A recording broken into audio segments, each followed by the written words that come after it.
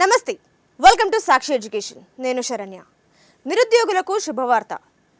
Apprentice ఖాళీలను భర్తీ చేసేందుకు తాజాగా ఇండియన్ ఆయిల్ కార్పొరేషన్ లిమిటెడ్ నోటిఫికేషన్ను విడుదల చేసింది.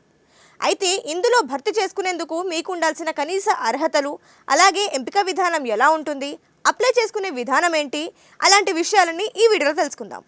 సో మొదట ఈ నోటిఫికేషన్లో మొత్తం ఉన్న అప్రెంటిస్ ఖాళీలు చూసుకుంటే కనుక 394.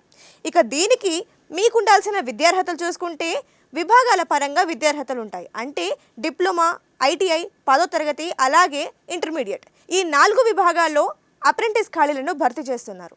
సో విభాగాల పరంగా మీ విద్యార్హతలు ఉండాల్సి ఉంటుంది. సో ఇది మీ విద్యార్హతలకు సంబంధించిన వివరాలు. ఇక ఏజ్ లిమిట్ చూసుకుంటే కనుక మినిమం 18 నుంచి మ్యాక్సిమం 24 ఇయర్స్ వరకు మీ ఏజ్ అయితే ఉండాల్సి ఉంటుంది. ఇక ఈ ఎడ్యుకేషన్ క్వాలిఫికేషన్ అలాగే ఏజ్ లిమిట్ వర్తిస్తే మీకు ఈ దరఖాస్తులు చేసుకునేందుకు అర్హులు అన్నట్లే. ఇక రిజర్వేషన్ కేటగిరీ అభ్యర్థులకైతే ప్రభుత్వ నిబంధనల ప్రకారం వయో సడలింపు అనేది వర్తిస్తుంది. ఇక అప్లికేషన్స్ విధానం చూసుకుంటే కనుక మీరు అఫీషియల్ వెబ్సైట్ నుంచి దరఖాస్తు చేసుకోవాల్సి ఉంటుంది. www.iocl.com ఇది అఫీషియల్ వెబ్సైట్. ఇక్కడి నుంచి మీ అప్లికేషన్ ప్రాసెస్ అనేది కంప్లీట్ చేసుకోవాల్సి ఉంటుంది.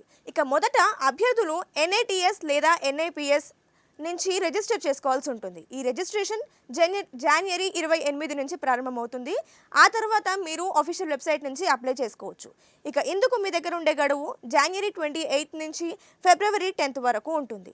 సో ఈ డేట్స్ మధ్యలోనే మీ అప్లికేషన్ ప్రాసెస్ అనేది కంప్లీట్ చేసుకోవాల్సి ఉంటుంది. ఆ తర్వాత ఎంపిక విధానం చూసుకుంటే కనుక ఇక్కడ మొదట అభ్యర్థులను షార్ట్ లిస్ట్ చేస్తారు. ఆ తర్వాత మీ మెరిట్ ఆధారంగా మిమ్మల్ని సెలెక్ట్ చేసుకునే ప్రక్రియ ఉంటుంది. కానీ ఇక్కడ అభ్యర్థులు చూసుకోవచ్చు, ఎలాంటి రాత పరీక్ష లేదా ఇంటర్వ్యూ అనేది నిర్వహించరు. కేవలం మీ మెరిట్ ఆధారంగానే మీ ఎంపిక ఉంటుంది. సో ఇదన్నమాట ఇండియన్ ఆయిల్ కార్పొరేషన్ లిమిటెడ్ విడుదల చేసిన అప్రెంటిస్కి సంబంధించిన వివరాలు. ఇది వాటి వీడియో. మరిన్ని ఎడ్యుకేషన్ అండ్ జాబ్ అప్డేట్స్ కోసం సాక్షి ఎడ్యుకేషన్ యూట్యూబ్ ఛానల్ని ఇప్పుడే సబ్స్క్రైబ్ చేసుకోండి. Thank you.